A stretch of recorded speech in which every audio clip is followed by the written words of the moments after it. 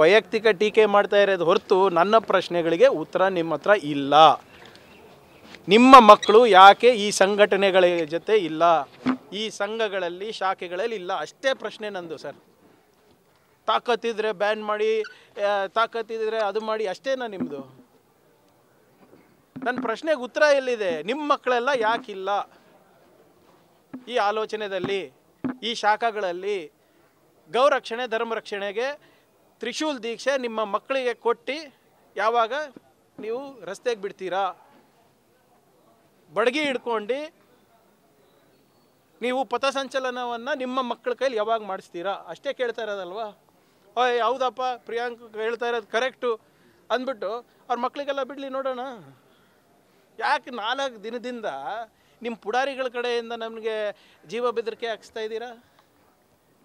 ಯಾಕೆ 4 ದಿನದಿಂದ ಮೀಡಿಯಾ ಮುಂದೆ ಮಾತಾಡ್ತಾ ಇದ್ದೀರಾ? ನನ್ನ ಬಾಯನ್ನು ಮುಚ್ಚಿಸ್ಬೇಕಂದ್ರೆ ಎಲ್ಲ BJP ನಾಯಕರ ಮಕ್ಕಳು ಶಾಖೆಗೆ ದಾಖಲಾಗ್ರಿ. ಎಲ್ಲ BJP ನಾಯಕರ ಮಕ್ಕಳು ಗೋರಕ್ಷಕರಾಗಿ, ಎಲ್ಲ BJP ನಾಯಕರ ಮಕ್ಕಳು ಗಣವೇಷ ಧರಿಸಿ ಗೌಮೂತ್ರವನ್ನು ಪಬ್ಲಿಕ್ಕಾಗಿ ಕುಡೀರಿ. ಆಮೇಲೆ ನಾನು ಮಾತಾಡೋದು ನಿಲ್ಲಿಸ್ತೀನಿ. ಇವಾಗ ನಾವು ಏನು ತರ್ತಾ ಇರೋದು, ಕಾನೂನು ಭಾಳ ಸ್ಪಷ್ಟವಾಗಿದೆ. ಸರ್ಕಾರಿ ಶಾಲೆ, ಸರ್ಕಾರಿ ಮೈದಾನ, ಸರ್ಕಾರಿ ಅನುದಾನಿತ ಸಂಸ್ಥೆಗಳಲ್ಲಿ ಇರ್ಬೋದು, ಪಬ್ಲಿಕ್ ಪ್ಲೇಸಸಲ್ಲಿರ್ಬೋದು, ಸಾರ್ವಜನಿಕ ಉದ್ಯಾನವನಗಳಲ್ಲಿರ್ಬೋದು, ಯಾವ ರೀತಿ ನಡ್ಕೋಬೇಕು ಅಂದ್ಬಿಟ್ಟು ನಾವು ತರ್ತಾ ಇದ್ದೀವಿ. ಅದು ನಿಮಗೆ ಇಷ್ಟ ಇಲ್ಲ ಅಂದರೆ ಪಾಲನೆ ಮಾಡಬೇಡಿ, ಪಾಲನೆ ಮಾಡಿಲ್ಲ ಅಂದರೆ ಕಾನೂನು ಪ್ರಕಾರ ಏನು ಕ್ರಮ ತಗೋಬೇಕೋ ತಗೋತೀವಿ. ಆ್ಯಸ್ ಸಿಂಪಲ್ ಆಸ್ ದಟ್ ಅಲ್ವಾ? ಇದರಲ್ಲಿ ಕಾಂಪ್ಲಿಕೇಶನ್ ಏನಿದೆ? ಬಟ್ ಸರ್, ಎಲ್ಲಿಯೂ ಕೂಡ RSS ಅನ್ನೋದನ್ನ ನೀವು ಮೆನ್ಷನ್ ಮಾಡಿಲ್ಲ. ಅವರಿಗೆ ಈಸಿ ಅಲ್ವಾ? ಅಂದರೆ ಈಗ ಯಾರೋ ವಿವೇಚನೆ ಬಳಸ್ಕೊಂಡು ಅವಕಾಶವನ್ನು ಕೊಟ್ಟರೆ ಸರ್ಕಾರ ಕಾನೂನು ಮಾಡಿ ಅಥವಾ ನಿಯಮ ಮಾಡಿ ಏನು ಪ್ರಯೋಜನ? ಏನು ಹೇಗೆ ಅವರಿಗೆ ತೊಂದರೆ ಆಗ್ತಾ ಇದೆ ಹೇಳಿ? ಐ ಆಮ್ ಟೆಲಿಂಗ್, ನೀವು ಪರ್ಮಿಷನ್ ತೊಗೊಳ್ಳಿ ಸರ್, ಪರ್ಮಿಷನ್ ತೊಗೊಳ್ಳಿ. ಈಗ ಮೊನ್ನೆ ನೀವೇ ನಮಗೆ ಬೈತೀರಾ ಸರ್. CM ಅವ್ರು ಒಂದು ಕಾನ್ವಾಯ್ ಅಲ್ಲಿಂದ ಇಲ್ಲಿಗೆ ಹೋದಾಗ ಸ್ವಲ್ಪ ಟ್ರಾಫಿಕ್ನಲ್ಲಿ ಒಂದು 5 ನಿಮಿಷ ಡಿಲೇ ಆದಾಗ ನೀವು ಎಷ್ಟು ಸರ್ ಬೈತೀರಾ ನಮಗೆ? ಹೌದಾ ಇಲ್ಲ? ಹೆಡ್ಲೈನು, ಬ್ರೇಕಿಂಗ್ ನ್ಯೂಸ್ ಎಲ್ಲ ಹಾಕ್ತೀರಾ. ಇವರು ಮೊನ್ನೆ ಇದೇ ಬೆಂಗಳೂರು ನಗರದಲ್ಲಿ 100 ಕಡೆಯಿಂದ ಪಥಸಂಚಲನ ಮಾಡಿದ್ರು. ಯಾರು ಪರ್ಮಿಷನ್ ತೊಗೊಂಡಿದ್ರು? ಲಾಠಿಗಳು ಇಟ್ಕೊಳೋದು ಏನು ಅವಶ್ಯಕತೆ ಸರ್? ಇವರು ಅಷ್ಟು ಶಾಂತಿ ಪ್ರಿಯರಿದ್ದರೆ ಏನಕ್ಕೆ ಬಡಗಿ ತೊಗೊಂಡು ಓಡಾಡ್ತಾ ಇದ್ದಾರೆ? ಯಾವ ಧರ್ಮದಲ್ಲಿ ಇದೆ ಸರ್ ನೀವು ಬಡಗಿ ತೊಗೊಂಡು ಓಡಾಡಬೇಕಂತ? ಯಾವ ಗ್ರಂಥದಲ್ಲಿ ಇದೆ ಸರ್ ನೀವು ಲಾಂಗು ಮಚ್ಚು ಕತ್ತಿ ಇಟ್ಕೊಂಡು ಓಡಾಡಬೇಕು ಅಂತ? ಆಮೇಲೆ ನಾವು ಅವ್ರ ಹೆಸರೇ ಪ್ರಸ್ತಾಪ ಮಾಡಿಲ್ಲ ಅಂದರೆ ಇವ್ರಿಗೇನು ಸಮಸ್ಯೆ? ಗೌರ್ಮೆಂಟ್ ಆರ್ಡರ್ ಹೌದಪ್ಪ, ಯಾವುದೋ ಒಂದು ಆರ್ಗನೈಸೇಷನಿಗೆ ಬರ್ತಾ ಇದೆ ಅಂತ ಹೇಳಿದ್ರೆ ನೀವು ಮಾಡಿ. ಆ ಕಾನೂನು ನನಗೂ ಅನ್ವಯಿಸ್ತದೆ, ನಿಮಗೂ ಅನ್ವಯಿಸ್ತದೆ. ಅದಕ್ಕೆ ಯಾಕೆ ಹೆದರಿಕೆ? ಅಕ್ಟೋಬರ್ 23ಕ್ಕೆ ಕಲಬುರಗಿಯಲ್ಲಿಯೇ ಪಥಸಂಚಲನ ಹಮ್ಮಿಕೊಂಡಿದ್ದಾರೆ. ಮಾಡಲಿ, ಪರ್ಮಿಷನ್ ತಗೊಳ್ಳಿ ಫಸ್ಟು. ಅಕ್ಟೋಬರ್ 23ಕ್ಕೆ ಯಾಕೆ? ಅದೇ ದೀಪಾವಳಿ ಟೈಮ್ನಲ್ಲಿ ಮಾಡಲಿ. ಯಾಕೆ ರಜಾ ಆದಮೇಲೆ ಎಲ್ಲ ಇದು ಏನು ಸ್ವೀಟ್ ಗೀಟ್ ತಿಂದು ಆದಮೇಲೆ ಹೋಳಿಗೆ ಊಟ ಆದಮೇಲೆ ಬರಬೇಕಂತ ಇದೆಯಾ? ನಾನು ಹೇಳ್ತಾ ಇಲ್ಲ, ಇವ್ರ ಅನುಕೂಲಕ್ಕೆ ರೀ ಅಷ್ಟೇ. ಈಗ ನಿಮ್ಮ BJP ಲೀಡರ್ಸು ಕಳೆದ 1 ವರ್ಷದಲ್ಲಿ 4-5 ಸರಿ ಬಂದಿದ್ದಾರೆ ಕಲಬುರಗಿಗೆ. ಏನಕ್ಕೆ ಗೊತ್ತಾ? ಯಾವುದೋ ರೈತರ ಸಮಸ್ಯೆ ಪರಿಹಾರಕ್ಕೋಸ್ಕರ ಅಲ್ಲ, ಅಥವಾ ಬೇರೆದಕ್ಕಲ್ಲ, ಪ್ರಿಯಾಂಕ್ ಖರ್ಗೆ ವಿರುದ್ಧವಾಗಿ ಹೋರಾಟ ಮಾಡಲಿಕ್ಕೆ. ಮಾಡಲಿ, ಪಥಸಂಚಲನ ಮಾಡ್ತಾರ ಮಾಡಲಿ, ಯಾರು ಬೇಡ ಅಂದಿದ್ದಾರೆ? ಕೆಲವು ನಿಯಮಗಳಿರ್ತವೆ, ಮಾನದಂಡಗಳಿರ್ತವೆ. ಆದರೆ ಈ ಸರಿ ಮಾತ್ರ BJP ಮಕ್ಕಳೆಲ್ಲರೂ ಬರಬೇಕು ನೋಡಿ. ದಯವಿಟ್ಟು ನಾನು ವಿನಂತಿ ಮಾಡ್ಕೊತೀನಿ, ಎಲ್ಲ BJP ನಾಯಕರ ಮಕ್ಕಳು ಗಣವೇಷ ಹಾಕ್ಕೊಂಡು ಕಲಬುರಗಿಗೆ ಬನ್ನಿ, ಸ್ವಾಗತ ಮಾಡ್ತೀನಿ. ನಿಮ್ಗೆ ನೆನಪಿದ್ರೆ ಹೋದ ಬಾರಿ ನನ್ನ ವಿರುದ್ಧ ಪ್ರತಿಭಟನೆ ಮಾಡಿದಾಗ ಟೀ ಕಾಫಿ ಎಳ್ನೀರು ಕೊಟ್ಟಿದ್ದೆ. ಈ ಸರಿ ಬೇಕಾದರೂ ಹೇಳಿದ್ರೆ ಅರೇಂಜ್ಮೆಂಟ್ ಮಾಡ್ತೀನಿ, ನೋ ಪ್ರಾಬ್ಲಮ್. ನಾನು ಆಗಲೇ ಎದ್ದಿದ್ದೀನಿ, ಏನು ಎಚ್ಚರಿಕೆ ಕೊಡೋದು? ಐ ಆಮ್ ಅವೇಕಂಡ್, ನಾನು ಎಚ್ಚರ ಇದ್ದೀನಿ, ಅದಕ್ಕೆ ಮಾತಾಡ್ತಾ ಇರೋದು. ಏನು ಎಚ್ಚರಿಕೆ ಕೊಡ್ತಾರೆ ನನಗೆ? ನನಗೆ ಪ್ರಬುದ್ಧತೆ ಬಂದಿದೆ, ಅದಕ್ಕೆ ನಾನು ಇಂಥ ಕಾನೂನುಗಳನ್ನು ನಾವು ತರಬೇಕು. ನಾನು ಹೇಳ್ತಾ ಇರೋದು, ಒಂದು ಪ್ರಬುದ್ಧ ಸಮಾಜ ನಿರ್ಮಾಣ ಮಾಡೋದು ಬಾಬಾ ಸಾಹೇಬ್ ಅಂಬೇಡ್ಕರ್ ಅವರ ಕನಸಿತ್ತು. ಆ ಪ್ರಬುದ್ಧ ಸಮಾಜವನ್ನು ನಿರ್ಮಾಣ ಇವತ್ತೇನು ನಮಗೆ ಜನರು ಆಶೀರ್ವಾದ ಮಾಡಿದರೆ ಅದರ ಒಂದು ಪ್ರಾಮಾಣಿಕ ಪ್ರಯತ್ನ ನಾವು ಮಾಡ್ತಾ ಇದ್ದೀವಿ ನಮ್ಮ ಸರ್ಕಾರದಿಂದ. ಇವರೇನ್ರಿ ಎಚ್ಚರಿಕೆ ಕೊಡೋದು?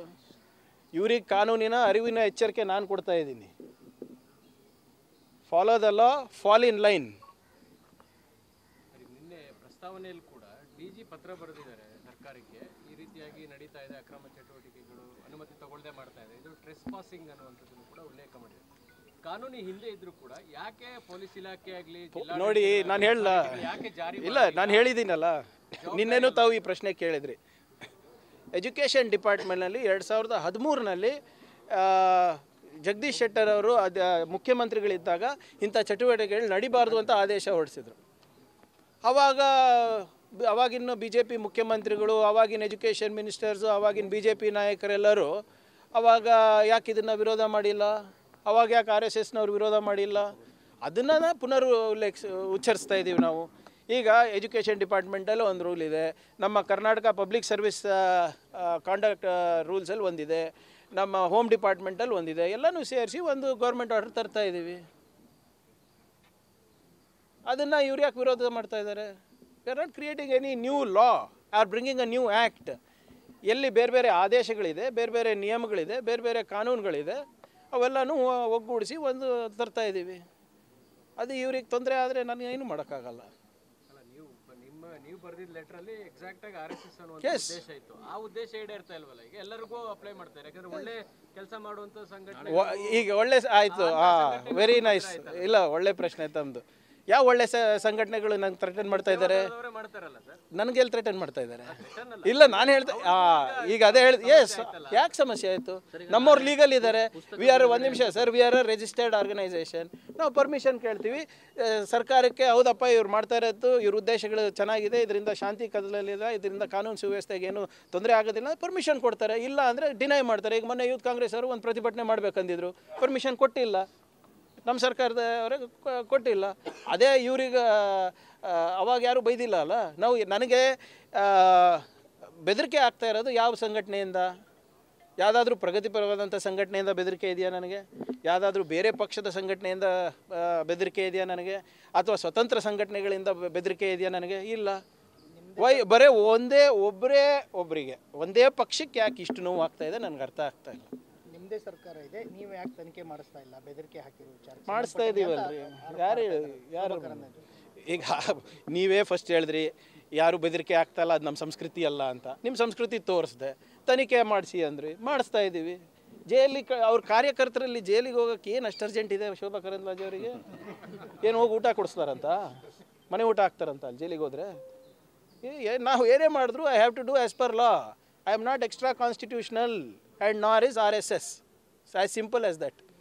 ಸರ್, ಸುಧಾಮೂರ್ತಿ ಅವರು, ನಾರಾಯಣ ಮೂರ್ತಿ ಅವರು ಸಮೀಕ್ಷೆಗೆ ನಿರಾಕರಿಸಿದ್ದು. ಈಗ ಹರಿಪ್ರಸಾದ್ ಅವರು ಕೂಡ ಟೀಕೆ ಮಾಡಿದ್ದಾರೆ. ಅಂದರೆ ನೀವು ಸರಳತೆಯ ಮುಖವಾಡ ಹೊದ್ಕೊಂಡು ಹಿಂದುಳಿದ ವರ್ಗಕ್ಕೆ ಅನ್ಯಾಯ ಮಾಡ್ತಾ ಇದ್ದೀರಾ. ನೋಡಿ, ಸರಳರು ಇರ್ಬೋದು, ಶ್ರೀಮಂತರು ಇರ್ಬೋದು, ಇವರೇ ಸರ್ಕಾರದ ಒಂದು ಸರ್ವೆ ನಡೀತಾ ಇದೆ. ಹೆಚ್ಚು ಜನ ಸಹಕರಿಸಿದ್ರೆ ದತ್ತಾಂಶ ಕರೆಕ್ಟಾಗಿ ಸಿಗುತ್ತೆ.